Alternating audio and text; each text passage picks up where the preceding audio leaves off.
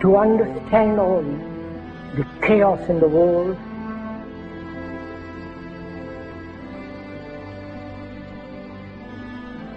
and as we have been programmed, both biologically, physically, programmed mentally, intellectually, one must be aware of this being programmed like a computer. The Quran says, you are busy piling up, calculating, developing your careers, your money, your occupation, your wealth, until you visit the graves. Think about it. When was the last time that you went to a funeral? What was the demeanor? Were the people cracking jokes? Were they dancing? Were they clapping and singing songs? No. Silence. Why? Because every person that walked in that room, seeing that person stretched out, the first thing they thought about was not the person.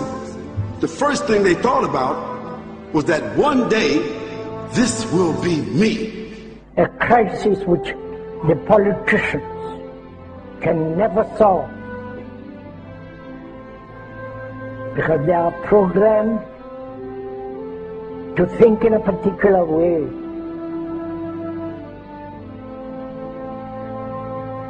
Nor the scientists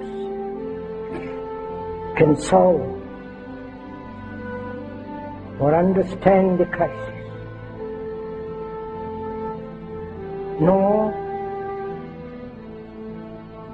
the business world, the world of money. You have meddled with the primal forces of nature, Mr. Beale, and I won't have it. Is that clear? You think you merely stopped a business deal? That is not the case. The Arabs have taken millions of dollars out of this country, and now they must put it back. It is ebb and flow, tidal gravity. It is ecological balance. You are an old man who thinks in terms of nations and peoples. There are no nations. There are no peoples. There are no Russians. There are no Arabs. There are no third worlds. There is no West. There is only one holistic system of systems. One vast and immane, interwoven, interacting, multivariate, multinational dominion of dollars. Petrodollars, electrodollars, multi-dollars, Reichmarks, rings, rubles, pounds, and shekels. It is the international system of currency which determines the totality of life on this planet. That is the natural order of things today. That is the atomic and subatomic and galactic structure of things today. And you have meddled with the primal forces of nature. And you will atone. So Allah said, Al-Hakum al-Takathur. All of us, all of you are engaged in running your mouths, doing your business, multiplying, buying houses, cars, business, whatever you're doing. And when you're told about God, religion, life, morality, you're saying, look, I ain't got no time for that. I got no time for that. I don't want to hear that. See how arrogant people can be until they visit the funeral house.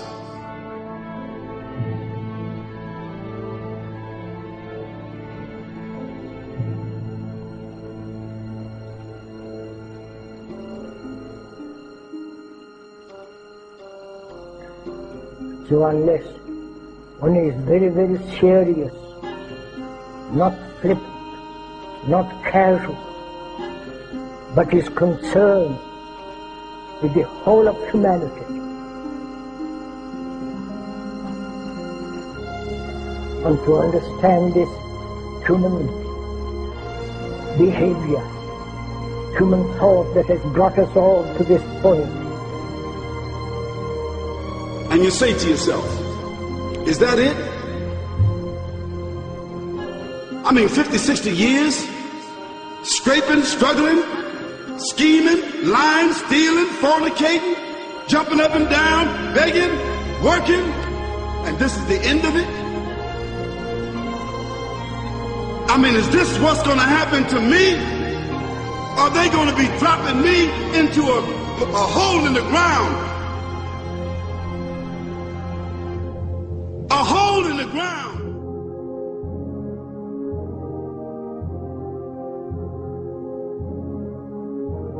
I disagree with you on Israel, but in what way? You're not a supporter. I hope Israel flourishes. I just don't think it's worth an American life or an American dollar.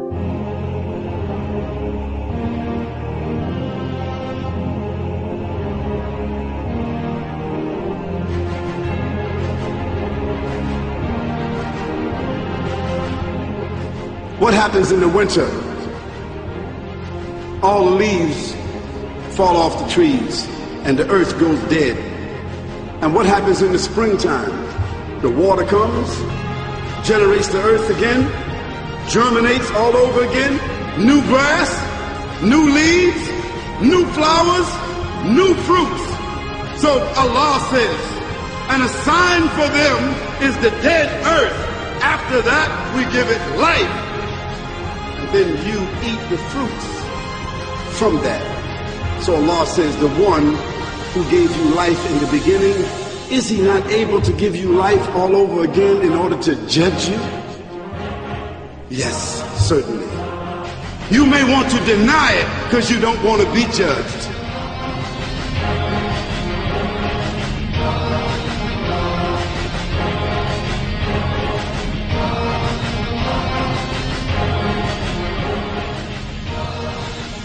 And we say, and to us this living, which is misery, is we accept. If we didn't accept this existence as misery, then life and death are the same movement. Like love, death, and living are one. One must totally die to find what love is. And to go into this question of what is death, what lies beyond death, whether there is reincarnation, whether there is a resurrection, all that becomes rather meaningless if you don't know how to live. We now are a nation known to start war. We feel compelled because of our insecurity that we have to go over and attack these countries to maintain our empire. We have over 700 bases, we're in 130 countries, and we're talking about bombing Iran. It is such a dramatic change from what is truly American and truly constitutional. I don't want to run the world. The Constitution doesn't give me the authority to run the world. We ought to mind our own business is what we need to do. Spending overseas, wasting money. This is a continuation of a revolution. It is a peaceful revolution. It's up to you to spread this message around this country. This is an American cause. It's a cause of freedom. There's something going on in this country, and it's me. Spread the message. Thank you. Because there's a reason for humans to go inside the grave. If the Creator wanted to, He could have caused us to live and then disappear into the atmosphere. But He didn't.